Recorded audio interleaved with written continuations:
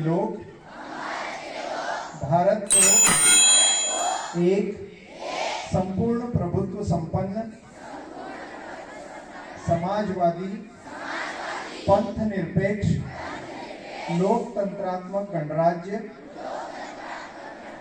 बनाने के लिए तथा उसके समस्त नागरिकों को सामाजिक, आर्थिक और राजनीतिक न्याय, विचार, अभिव्यक्ति, विश्वास, धर्म और उपासना की स्वतंत्रता, प्रतिष्ठा और अवसर की समता प्राप्त कराने के लिए तथा उन सब में व्यक्ति की गरिमा और राष्ट्र की एकता और अखंडता सुनिश्चित करने वाली बंधुता बढ़ाने के लिए दृढ़ संकल्प होकर अपनी संविधान सभा में आज 26 नवंबर 1949 को एतद द्वारा इस संविधान को अंगीकृत, अधिनियमित और आत्मार्पित करते हैं। जय हिंद। बच्चों, आप सभी जानते हैं 26 जनवरी को 1950 से यह लागू हुआ। अब प्रश्न क्या है कि नवंबर में जब पूरा बनकर तैयार हो गया था तो फिर जनवरी को क्यों लागू हुआ? 30 नवंबर से ही शुरू हो सकता था। लेकिन 1930 की एक बहुत महत्वपूर्ण घटना हुई भारतीय स्वतंत्रता संग्राम में। वहां पर पूर्ण स्वराज की मांग की गई लाहौर में।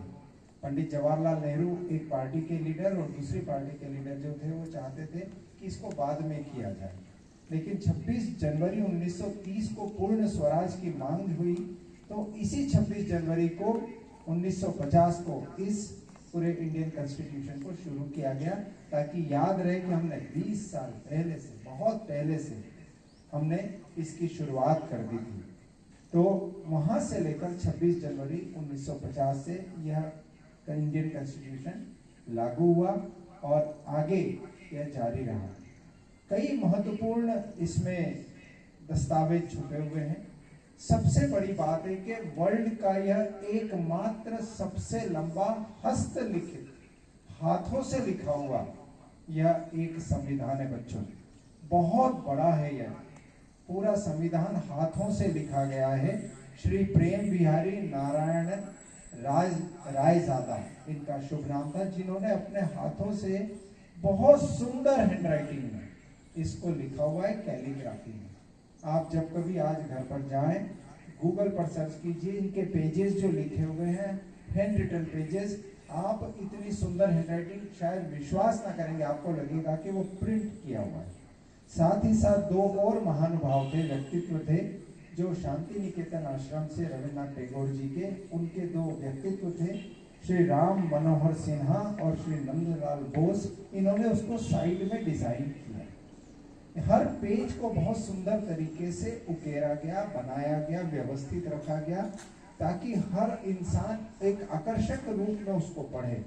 कोई चीज लिखी हुई रहती है, पढ़ने में मजा नहीं आता, लेकिन कोई चीज बहुत सुंदर तरीके से लिखी हुई हो, डिजाइन हो, ड्राइंग हो, रंगोली बनी हुई हो, तो अपने आप आकर्षण बढ़ जाता है। तो इसको बहुत सुंदर तरीके से श्री प्रेम बिहारी नारायण रायजादा साहब ने लिखा है और दो महानुभाव ने इसको पूरी तरीके से ड्राइंग और डिजाइन किया गया। 25 भागों में हमारा यह संविधान बटा हुआ है। इसमें 448 आर्टिकल्स हैं। जितने भी तथ्य मैं बता रहा हूँ अभी आपसे पूछूंगा भी सही, इसलिए ध्यान से सुनना, देखते हैं कितना आप लोगों को याद रहता है। इंग्लिश में जब इसका ट्रांसलेशन हुआ तो 1,17,359 1,70,359 words are used in English transcription, English translation। और इस पूरे एकमात्र फर्स्ट कॉपी को बनाने के लिए तकरीबन 6 करोड़ रुपए इसमें लग गए। इसको ड्राइंग, डिजाइन और उसके बाद टेली प्रिंटिंग करने में, एक साथ रखने में। अब बात आती है बच्चों कि इतना पुराना जब संविधान लिखा गया, कागजों में लिखा गया, आपने देखा होगा आपकी कॉपी 1 साल के बाद ही खराब हो जाती है, तो इतने सालों के बाद भी आज भी ये ओरिजिनल कॉपी बहुत सुंदर तरीके से, बहुत बढ़िया तरीके से आज भी पार्लियामेंट हाउस में रखी हुई है और उसको हीलियम गैस के चैम्बर में रखा हुआ है।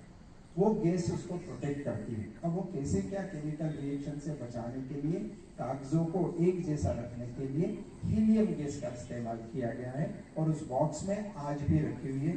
आप इसको देख सकते हैं, यूट्यूब पर यह अवेलेबल है और हिंदी और इंग्लिश दोनों में यह कॉपीज एक साथ रखी हुई है। इस पूरे कॉन्स्टिट्यूशन को बनाने के लिए 2 साल 11 महीने और 18 दिन की पूरी discussion, debate, deliberation, parleys, meeting, best of brain रखा गया। इसमें भारत की सभी रियासतों का इन्वॉल्वमेंट था।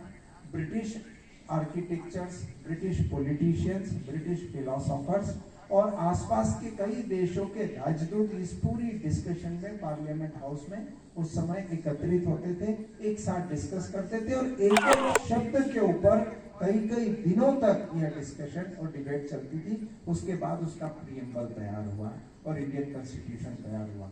एकमात्र ऐसी रियासत थी हैदराबाद के निजाम की जिन्होंने इसमें पार्टिसिपेट नहीं किया, वो इससे दूर रहे और बाकी सभी रियासतों ने एक साथ इसमें पार्टिसिपेट किया। इसका मतलब ये था कि उन्होंने भारत को अपना देश माना था। हैदराबाद के निजाम जो थे उन्होंने उस समय कुछ ऑब्जेक्शन लगा, उसमें पार्टिसिपेट नहीं किया था। डॉक्टर राजेंद्र प्रसाद इस संविधान सभा के अध्यक्ष थे और जिनको बैकबोन कहा जाता है, डॉक्टर भीमराव अंबेडकर इसके चेयरमैन थे इस पूरी कमेटी के। और doctor Bhimrao Ambedkar led from the front, guided each and every individual और उनके बहुत ही बेहतरीन तरीके से लोगों को कन्विंसिंग और बॉक्सिंग करने का तरीका इतना सुंदर था कि पूरी डिबेट के बाद final verdict doctor Bhimrao Ambedkar को ही कहा गया कि आप बताइए, हमने डिस्कस कर लिया है, डिबेट कर लिया है, अब आप बताइए इसमें से क्या चीज ली जाए, क्या चीज नहीं ली जाए। And he was the person who decided the final wordings of preamble and all other articles and amendments. बहुत इंपॉर्टेंट डे उनके लिए था ये। कुल सदस्य इस संविधान सभा में 384 थे, जो बाद में जाकर 299 लास्ट में जाकर रह गए और 26 नवंबर को यह तैयार हो गया था और 26 जनवरी को ही पूर्ण स्वराज की जब मांग की गई है, complete freedom from British authorities, इसीलिए 26 जनवरी 1950 से हमारा संविधान लागू हुआ। ये सब कुछ जानकारी बहुत रोचक तरीके से अवेलेबल है। बात आती है हम किसी एक दिन ही इसको पढ़ते हैं।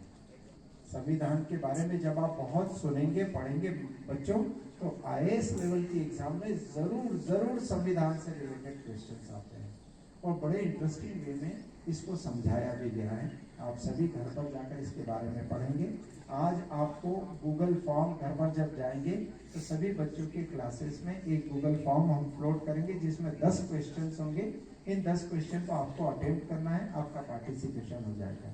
सभी शिक्षक साथी प्रीएम्बल को पढ़े और एक सर्टिफिकेट जनरेट होता है वहीं पर नीचे, तो आज आप अपने अपने सर्टिफिकेट सभी लोग जनरेट करें। बच्चे भी प्रीएम्बल घर पर पढ़ सकते हैं और उसके बाद सर्टिफिकेट जनरेट कर सकते हैं। पेरेंट्स से भी कहिए, संविधान हम सबका है, संविधान के द्वारा ही देश आगे बढ़ता है। बच्चों, कुछ चीजें ऐसी है जो बहुत हाईएस्ट ऑर्डर की, इसमें मजाक मस्ती नहीं होती। संविधान का एक एक शब्द अपने आप में एक बुक के बराबर है, उसमें दर्शन छिपा हुआ है, उसमें नियमावली है, बहुत कहा जा सकता है। लेकिन आप इसको जितना पढ़ेंगे उतना ज्यादा फायदा इंडियन कॉन्स्टिट्यूशन से रिलेटेड नॉलेज को होगा। अब मैं एक प्रश्न आपसे पूछना चाहता हूँ, वो कौन शख्स थे जिन्होंने इस पूरे कॉन्स्टिट्यूशन को लिखा था? नाम बताएं उनका। श्री प्रेम बिहारी रायजादा। Very good. कितना समय लगा इस पूरे कॉन्स्टिट्यूशन को बनाने में? बहुत अच्छी मेमोरी है यार तुम्हारी, बहुत बढ़िया, वेरी नाइस। इसमें कुल सदस्य, टोटल मेंबर्स कितने थे शुरू में? Very good. और लास्ट में कितने रह गए? इस संविधान सभा का अध्यक्ष कौन था? डॉक्टर राजेंद्र प्रसाद। और बैकबोन ऑफ कॉन्स्टिट्यूशन किसे कहा जाता है? डॉक्टर भीमराव अंबेडकर। कौन सी तारीख से यह संविधान, भारत का संविधान लागू हुआ?